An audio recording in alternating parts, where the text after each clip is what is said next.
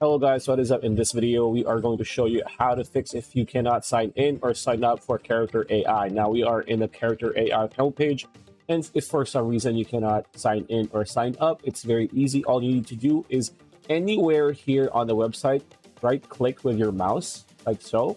And what you want to do is go to Inspect. So click on Inspect, and this pop-up will appear, right? So what you want to do is look for the two arrows pointing to the right, which is this one, right? So if you click this, what you want to do next is this pop-up will appear. And what you want to do next is click on application like so.